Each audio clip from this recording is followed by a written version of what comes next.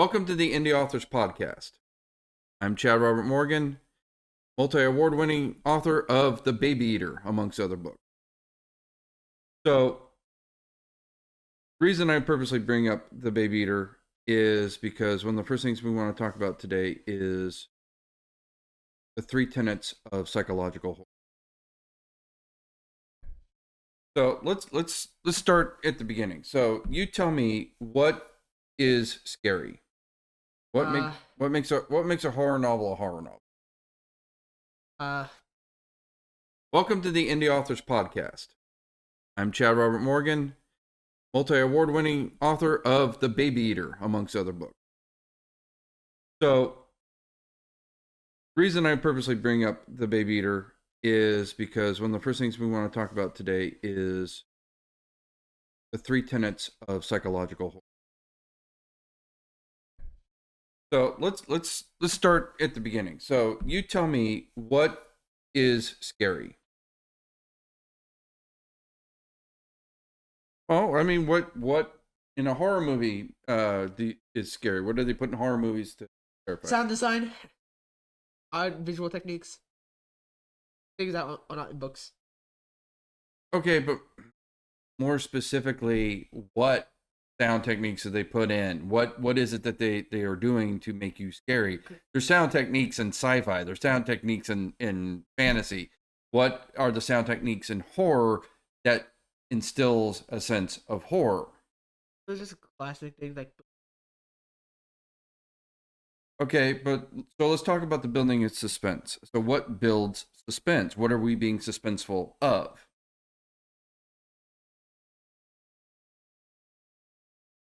Okay, let's start with that. Okay, killing somebody.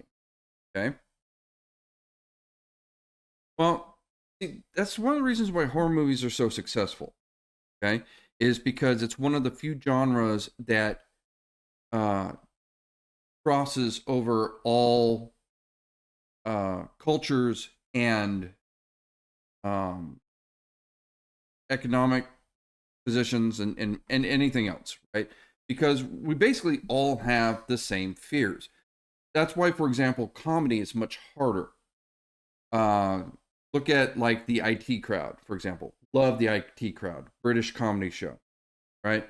But there are some jokes there that just don't land for me because they're specific to what's going on in England, right? Like there's this whole bit where they changed their version of 911, and so it's this big long number that's like a page long, and they're dialing in 1 2 9 4, while the place is on fire, right? And not being from England, I don't have the reference, I don't have the context, so it doesn't land for me as an American. Um, Horror, universal. You're worried about the monster coming up here because we're all afraid of death. We're all afraid of dying. We're all afraid of um, somebody close to us dying. We're afraid of suffering pain. We're afraid of being disfigured. That's universal. Doesn't matter if you're American or British or Iranian or Israeli or Chinese. We all have it, right? That's just part of being human, and that kind of unites us. Um, but what we're going to talk about right now goes beyond the superficial and go deep down into the more psychological tenets of horror. Okay. So there was a really nice YouTube channel known as Extra Credits, right? And are they still around?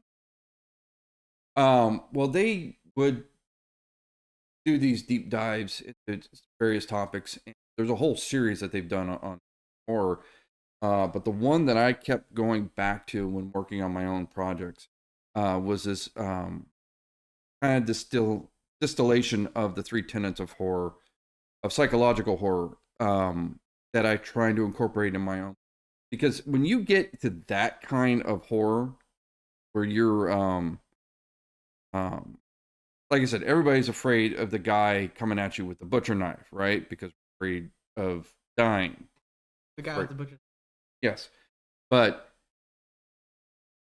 things like The Shining that gives you nightmares like 3 days after you watch it. That's a whole different kind of horror. Look, forget the movie. Look at the original book. How many people died in the original book? One person. The main, and he was the villain, Yep. basically. In the books, in parentheses, for all the people who just in parentheses, only Jack dies in the book. Right. Everyone else survives. Because Scatman Carruthers' character, the what do you call? I forget the Halloran, yeah, does not originally die in the movie, No, he and dies in the movie. Not. that's I'm sorry, that's one. Yeah, he does not die in the book. He dies in the movie, but he does not die in the book. And in fact, even the movie still only has 2 deaths, which is a low body count for a horror movie. Yep. Right. Movies. But the movie was terrifying, not just because of the fear of death, but because of the psychological that it instilled in people. And there's a whole documentary about what Stanley Kubrick did in the movie to just mess with people's heads, right? Like layouts of the hotels that physically could not exist. Um, just to mess with people's senses of perception. Really crazy. But let's but we're in a book, so let's talk about the 3 things that really gets deep rooted horror going in it. The things that are going to keep you up at night, right? So getting back to the zero punctuation video, the Daisy distilled a bunch of like Jungian psychology, and so I'm distilling it from there. So this is like the purest extract of this topic. But there's 3 pillars that if you hit, it's just gonna really do a gut punch, and that is the self, the uncanny, and the other. Okay, so let me put it to you. What would be an idea of the self? Okay, so I'm guessing like oh, I hate how I look. It's so like a creature who has no face appeal. Nope. Okay. And himself. You didn't say so I don't know anything about it and be like, what do you think about this topic? And I'm like, no, I have no idea what it is. How do you expect me to answer? Uh, oh no. But I mean, this is sort of like a back and forth and discussion, and I've no clue. include you in the conversation instead of like talking by myself. Feel for me. It's like Are we gonna just No, snip and no, redo this? no. All right. not at all. Nope. Nope. Not at all. Not any of that. No. You can't make me. Okay. So the self is the own person's deep issues. Okay. For example, let's look at Jack Torrance, right? Going back to The Shining. This is a guy who literally was battling his own demons. And what was his major demon in the book? Alcoholism. Alcoholism. Right. So, well, not only that, but he also had a history of abuse. Yeah, especially when he was drunk. Okay.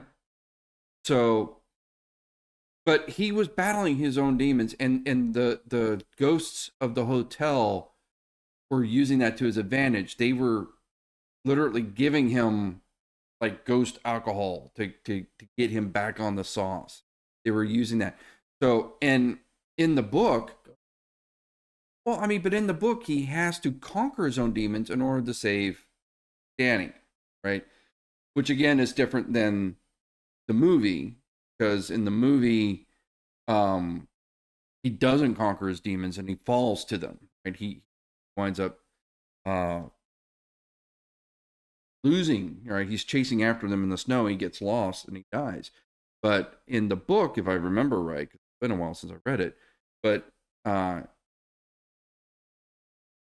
at the very last minute, because there's like, oh, you forgot to check the boiler. And he had to check the boiler every so often, keep exploding, right? And he runs down there. He's going, oh, the boiler. He runs down there, and at the very last minute, he's like, oh no, I can let this explode and save my family. And so he purposely lets it go, right? So at the very last minute, he's able to conquer his demons. That's the kind of self that we're talking about. You have to deal with your own personal demons. So, as another example, look at the main character in Silent Hill 2. Love Silent Hill 2. I'm guys, I'm so different. I love Silent Hill because of its emotionally complex. You know, they're So supposed to be different. making a It's good. well, the HD remaster was horrible, but this is actually supposed to be a remake from the so So like Resident Evil. sort of. Yeah. So, but look at the main character, Silent Hill 2, right? Because he's going on this path where he has to face a doppelganger of his wife. As goes through, he's facing literal physical manifestations of his own guilt coming back at him. That's always what made Silent Hill so um, memorable and gut wrenching, because it was well, but it is the self uh, incarnate, right? His own personal things, like his own sexual frustration because he couldn't be with his wife. That's why the nurses are all like sexy and in skimpy outfits, because um, it's his own issues with that being thrown back at.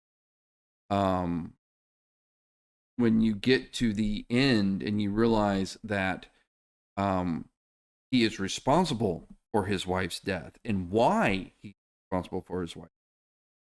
Um, that's when it starts branching to multiple endings, and it's like, does he conquer his own demons, fall to them? Right? So that's the idea of self, of the character's own issues being thrown back at him, right? Of holding a mirror to the person in the book.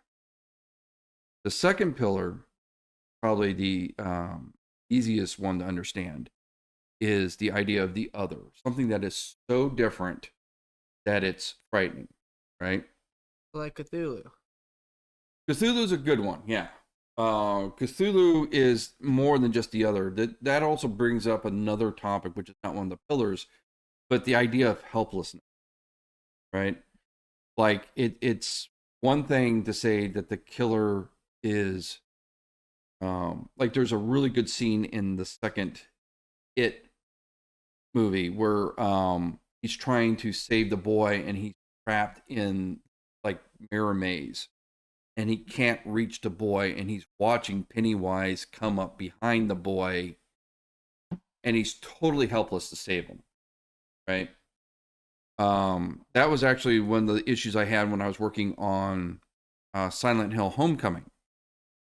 Because Silent Hill 2, the main protagonist was not very good at combat. The whole struggling with combat was actually a game design. Right? In the third one, you play a little girl. Well, not a little girl. You're playing a young girl. In the next one, you're a dude who's like been in his house for a really long time. He's not fighting. Well, but worse than that, they had this mechanic where they had ghosts you couldn't kill, which I found very annoying as a gameplay mechanic. In But the fourth one? in the fourth one, yeah. Okay. So you had to collect these swords, and these swords you could pin the ghost. Right. But you only had so many of them, so in order to use it again, you had to unpin one ghost to pin the next ghost, and then half the game is like an escort mission because you got this neighbor that you're escorting, and she's hobbling along and her arms in a sling and the whole 9 yards and everything like that. So it's not like you just race through it because you got to make sure that the girl gets through safely, right? With Homecoming, he comes back as a combat vet with PTSD. You know, like they had a dodge roll mechanic, and I was telling the gameplay designers, this is not scary, right? If you can dodge out of the way and bring up the knife and do it, that's not scary. That what makes it scary is the lack of empowerment. Like this isn't Resident Evil. Well, even Resident, yeah, well, that was part of the problem was Konami wanted Resident Evil.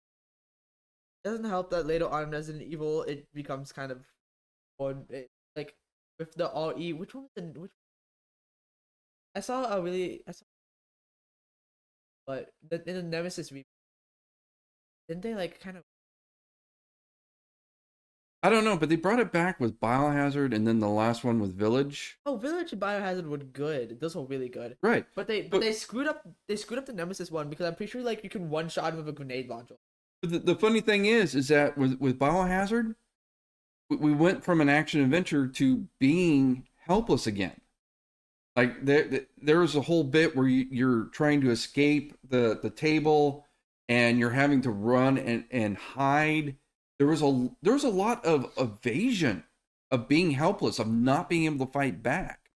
So that is actually what made the whole Cthulhu story so terrifying. Was at the end of it, they're ramming their boat into Cthulhu, knowing it's not going to make a difference.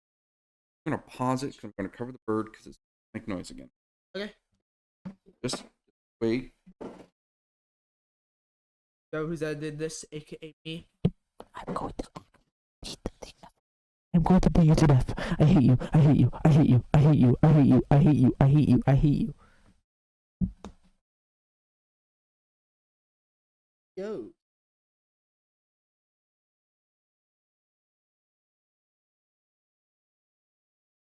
Be careful when you sleep tonight. I'm going to cut to me so we have something to cut to, so it doesn't look weird that I. So, but getting back to the three tenets. So we started with self, and we talked about, and we're just try this again. So we're getting back to the three tenets. The first was the self, and the one we're talking about now is the other, right? And that is just anything that is completely alien. And this is actually where horror works to its advantage when it's not when it's from a different culture. So this is actually where horror works to its advantage from being from different cultures. So I was bringing up the example of comedy from different cultures not making sense in across different cultures, right? The English joke doesn't land for the American audience because the American audience doesn't understand. Right.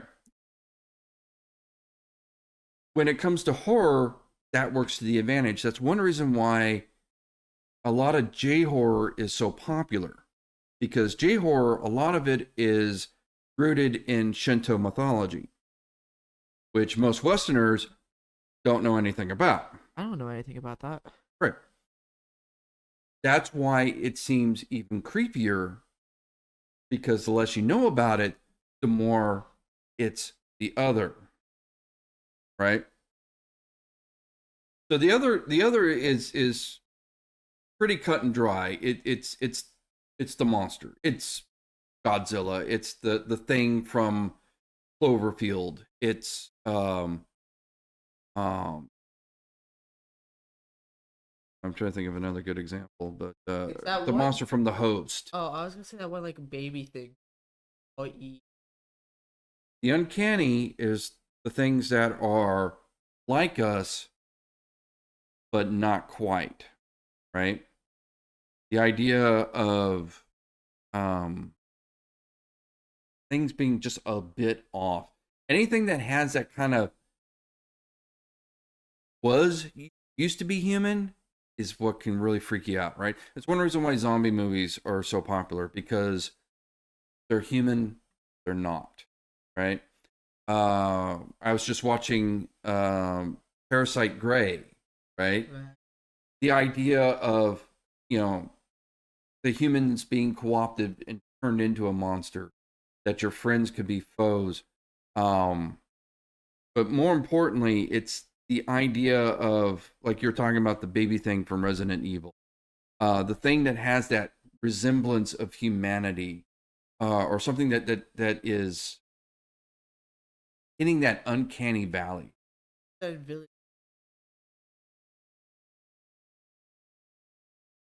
But you've heard about the uncanny valley, right? Yeah.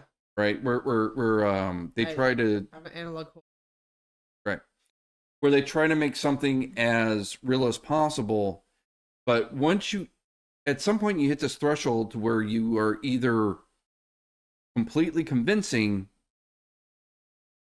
or it just looks, and you can't put your finger on why, right? Because the human brain is evolved to recognize the human face. It knows what the human face is, right? When you have like a cartoon, you know, like you're watching a Pixar movie kind of thing, you know that's not a human face. So your brain doesn't try to make it a human face, but you can, like, okay, we're going to pretend. But then you get to a point where it's close enough to a human face that your brain can no longer give you that benefit of the doubt, that suspension of disbelief, but not real enough that it can buy the illusion. That's the uncanny valley. And that's why that creeps us out, right? Because it's human but not human. It's in that weird in between. And if you hit that weird in between, and again, that's one reason why the nurses in Silent Hill are so creepy. Because first of all, they're basically human, except they ain't got no face. Point one. But look at the way they walk. Their knees are, they jerk. Right? That's just,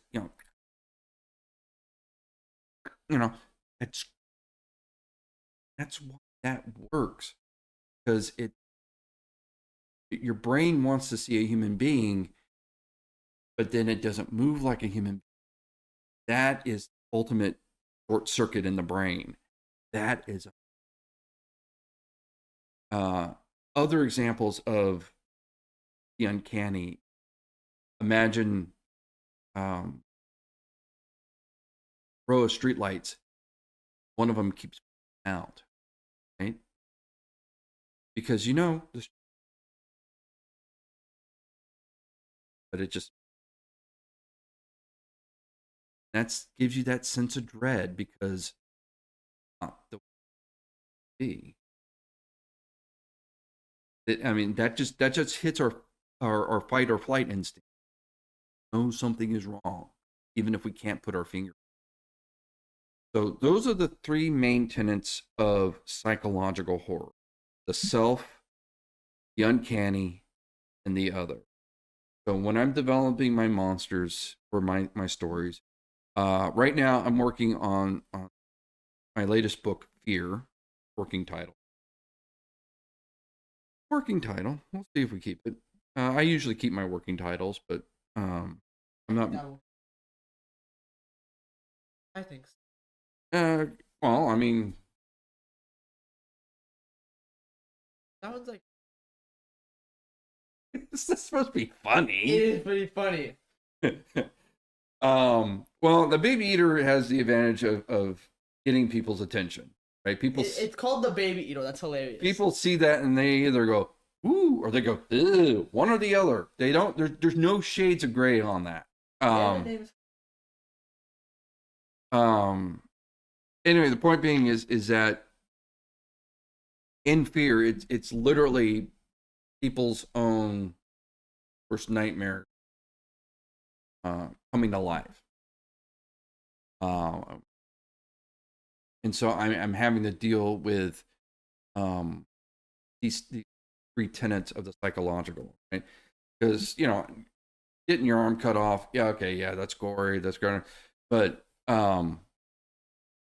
seeing the things from your childhood nightmares come to life.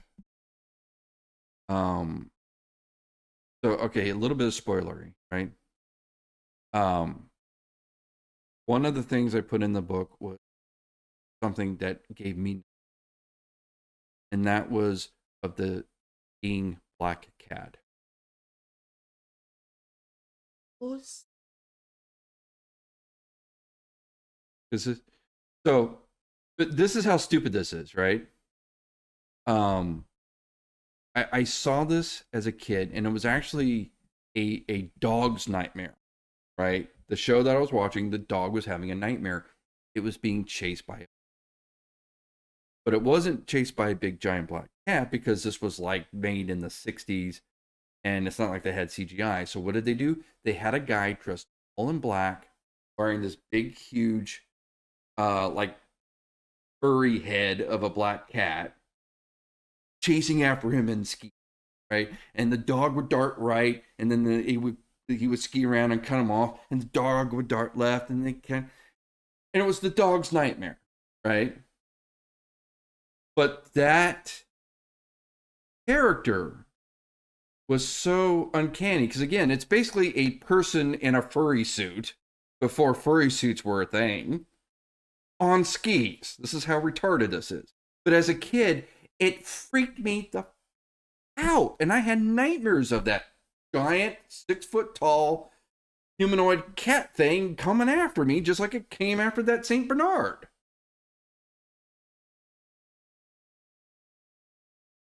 huh? Like that claw. Yeah, with the big eyes and all. Yeah, those are terrifying, aren't they? Those suck. Aren't those so creepy? I go to Knott's, you know Knott's? Dude, they have those at like for sale, and I'm like, I know what to get you for Christmas. oh, it's so terrifying. They're the worst. So let's ask this of our listeners, all like 3 of them. What terrifies you? What scares the crap out of you? I don't know. Well, maybe they can leave messages on the Spotify or comments on the YouTube video. I know they can do that.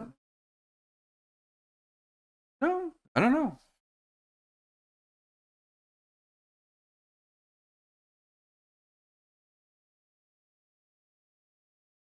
The spot is a 5. Against the point, or you could I don't know, create something on the website. That is a good point. I think we're gonna have to come up with an email. Not an email. Not an email? A forum. A forum. What, like on Discord or something? Ew. Sorry, you tell me what is the hip way of communicating with our audience. Hey, I'm a Discord fan, but hey, I can't. I use it for friendly week. Well, I think this brings up a good point that we need to have a way for our viewers to give us feedback and talk to us back. So we're going to have to work on that. We're going to see if we can't get some mechanism for. I think that's a good. We need our viewers to be able to tell us. It's not a big deal right now because we have like 3 of them, and I think we're related to all of them. But if this podcast grows, eventually we're gonna want people to tell us things. Right. Like we suck. Wow. And on that point, because we all very quickly ran out of time, we forgot to do our book review. And it's I didn't forget. I just hadn't gotten to it yet. Already late. So, look at that. Look at that runtime there. Look at that. Yeah. Hand me the book. I'm old. I can't reach. Today's book will be Bad Coma, written by blah blah blah blah. Let me see the name. Paul Wilson. Paul Wilson. Gonna read the blurb on the back? I want you to do it. No, I can't read. What? The true story of a Mexican soul trip from hell. The summer of 1978, 21-year-old Paul Wilson jumped at the chance to join local icons on a dream surf trip to mainland Mexico. Unaware the ultimate destination lies in the heart of a drug cartel country. Being too fast. Having no open idea of where he'll get the money to pay his share, and determined to prove his mettle, he does the only thing he can think of. He robs a supermarket. And if Como didn't already have reason enough to doom the trip, he soon learns one of his companions is a convicted killer on the run, and the other is a unscrumptious cad. Mishap and misfortune rule the days, and mere survival takes precedent over surfing. Original photographs, including pre-Kingpin El Capo. El Chapo. Dude, I'm half white and half Filipino. You can't expect me to get that. I was blanking. Actually, I do. I can't take it anymore. Anyways, and Wilson's strong narrative style combined to make this story truly personal. In the tradition of Into the Wild by John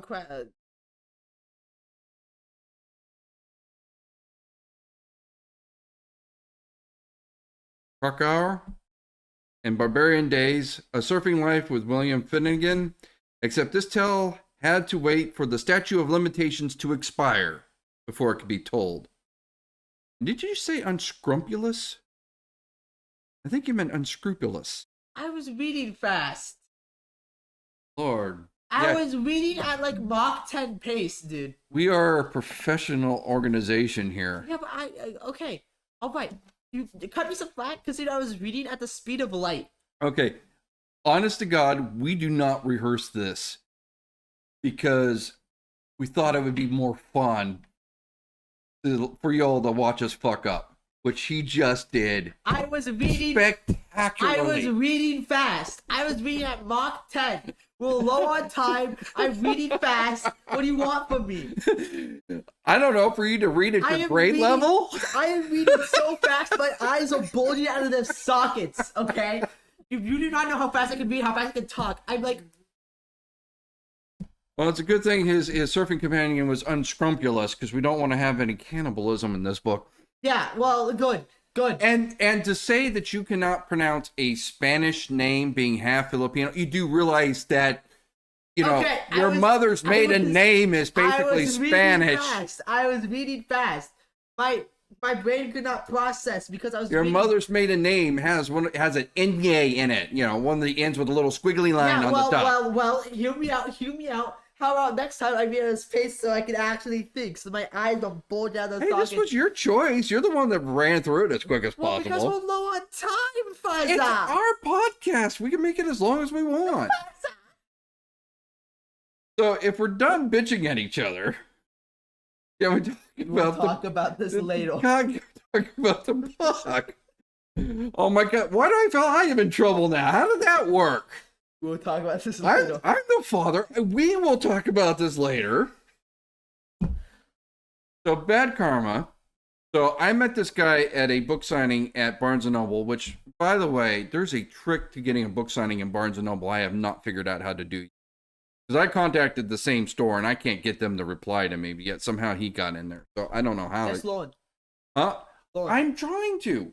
Well, okay. I will tell you one thing that I did learn. Slight tangent about this. So I was trying to get a book signing into Barnes & Noble, and I published the books through various outlets. For example, I published through KDP. I also, when you buy them directly from our website, you're getting it from Lulu Press. Lulu Press. Lulu. Lulu Press.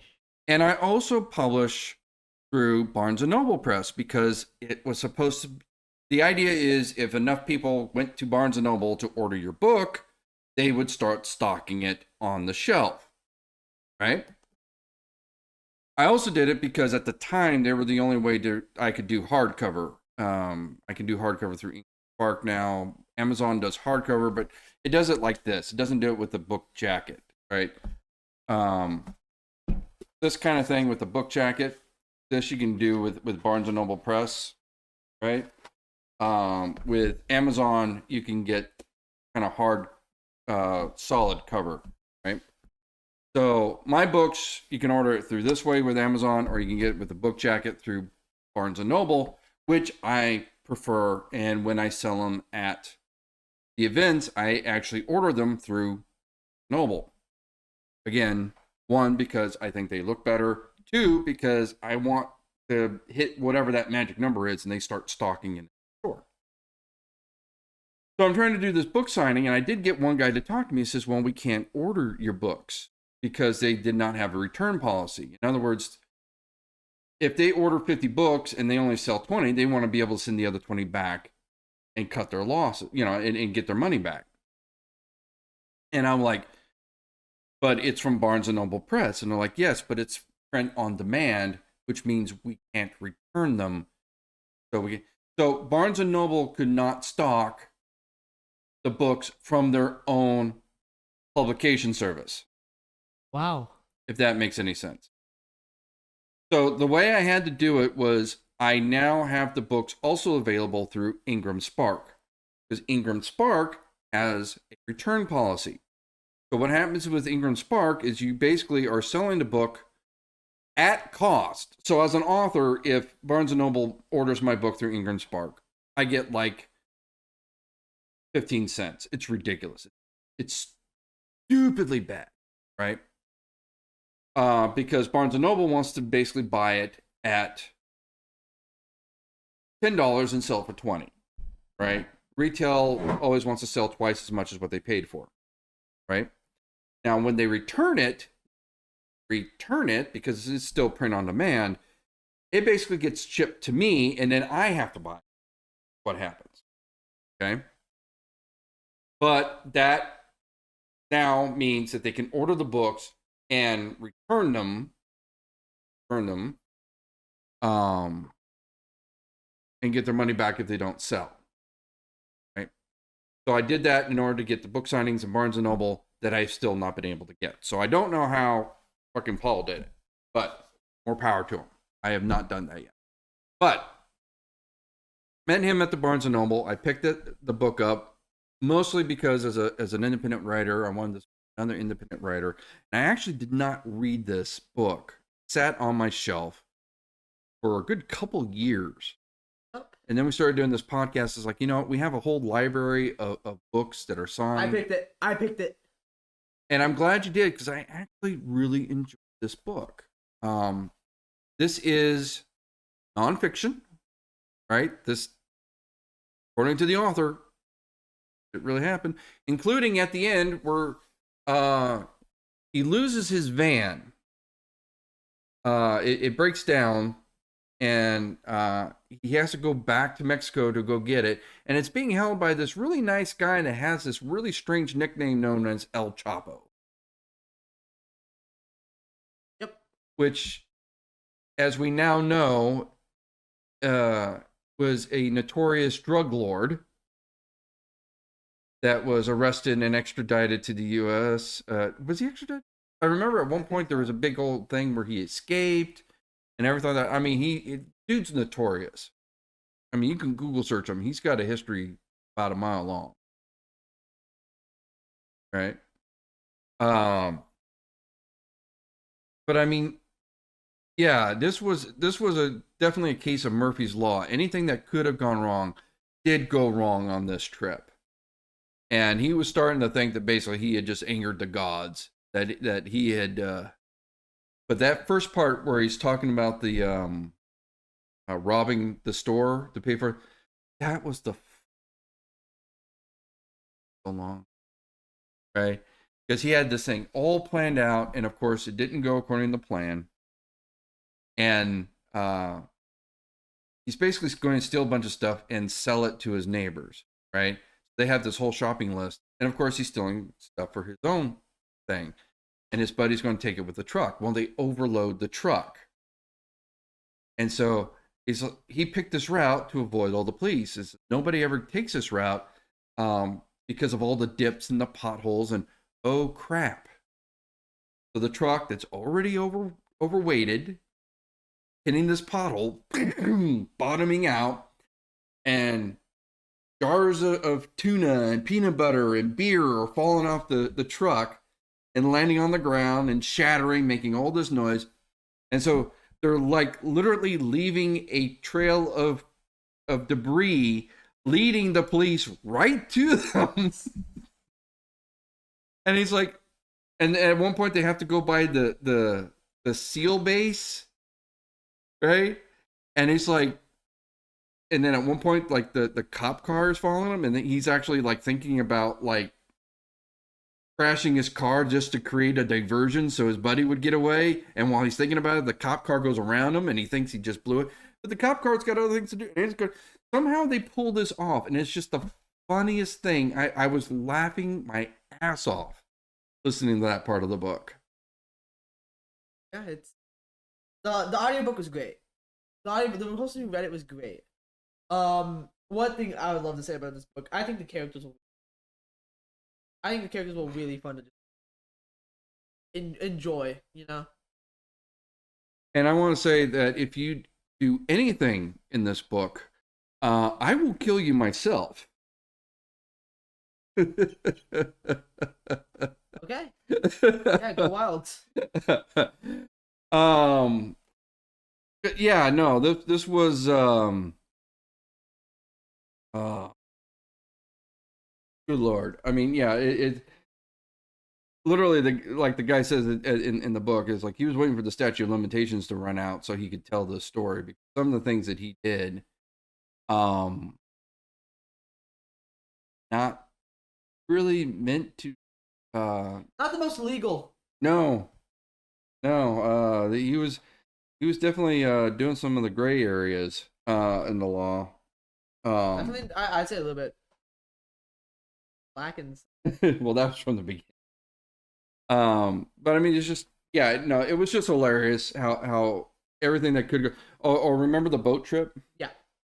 Like, oh my God. Because I've been in rough seas before, right? Because I used to be in the Navy. I've been in rough seas before. I know what it's like to be where you're basically your whole world is just tossing and turning. There's not a damn thing you can do about it. And they're all getting seasick. They're trying to throw up, but the water is getting kicked up, and so it's coming back up through the toilet and coming back into the bathroom. And it's like, oh my God, it really is. Anything that could have gone wrong went wrong on that trip. It is. And what's funny is the main character is actually a good guy who is just really just had the worst luck. I mean, again, it does start off with some petty larceny. Small Amounts, about 2 pallet full of crap. But for the most part, he's a good guy, and like there's just like this camera he buys, and he realizes later that the camera was stolen, and he's got like, well, what do I do with this? Because I can't exactly find the people and return it, and I got all their film of all their vacation photos. What the hell do I do? So I mean, the fact that he's dealing with these moral issues shows that the guy has morals, right? I mean, Yeah. a crumb bum would have just went, fuck it, toss it over the shoulder. I mean, I don't want to spoil it about what he did with it or anything like that, but the fact that he's dealing with these issues shows that even though he may not be making the best decisions, he does have a moral compass. Whether or not he follows it is another story. But he does have a sense of morality. He does have a sense of right and wrong. And he does sometimes struggle with that. Which makes him not only a very compelling character, but again, the whole book is titled Bad Karma because he has a feeling that some of his bad choices were coming back to haunt him. That is the whole point of the book. And with that, we've very not so graciously went a little very overboard with our time. But editing's. Wow. So I think it's about time we bid you all adieu. Well, before we go, let's tell them all where we can find us. Okay, first of all, real quick, let's go over the convention schedule. Okay. Oh, for fun. Wait, that. Give me 5 minutes. Come on, sit up. What's our first convention? Son of Monsterpalooza. Nope, that's not the first one. What's the first convention? Monsterpalooza. At Acid.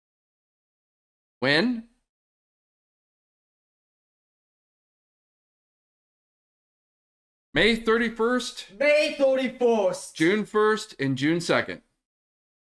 Okay, what's the next convention? Son of Nope. Horcon. HorrorCon. That's going to be where? Los Angeles. Yep, the LA Convention Center. Okay, and that is going to be September, early part of September. Okay, what's after that? Son of Ossapalooza. Nope. Got one more before. I know you want to skip to the end. What's after HorrorCon? It's like literally a week after HorrorCon. Creep IE Aftermath in Ontario. Okay. Okay, so we got both of those back to back in September. Then in October we have. You gotta be fucking. You're fucking with me now. What is the last? Oh, Son of Ossapalooza. Took me a minute.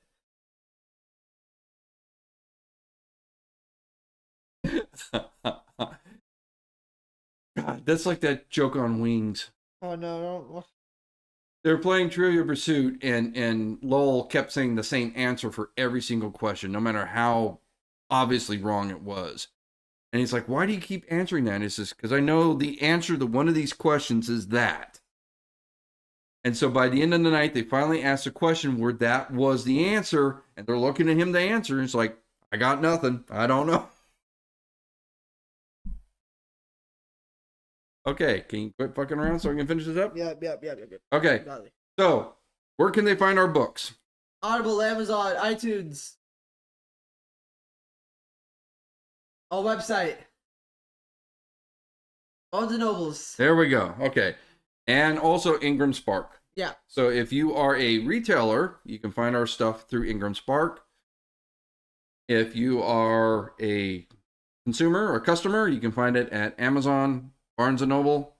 They're also available on Audible, in audiobook on Audible and iTunes.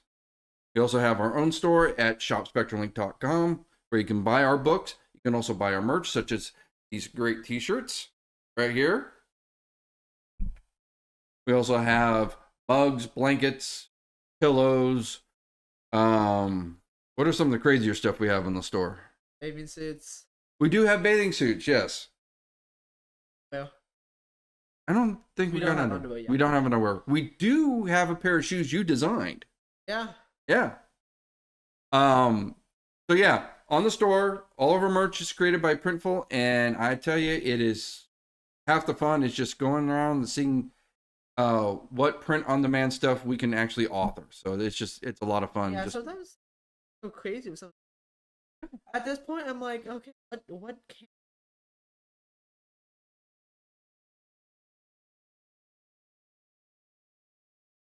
including a pair of shoes that you designed.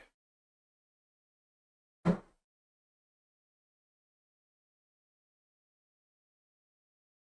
yes, if you want the Alexander exclusive shoe. So with that, we're wrapping up this episode of the Indie Authors Podcast, the Indie Author Showcase. Try that again. So with that, we're wrapping up this episode of the Indie Author Showcase. Next week, what books are we going to talk about?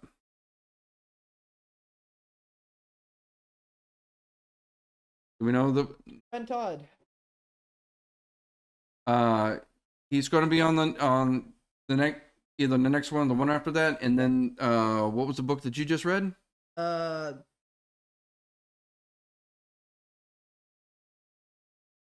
remember the name. All right. And what's the name of the book? Oh, is it Windmare? I think we'll talk about that more next week. In fact, I'm hoping we get him. Hopefully. And with that, in that thrilling conclusion, like a little cliffhanger, we bid you adieu. We really need it now. I'm sure we'll get it eventually. Today is not that day, though. Today is not that day.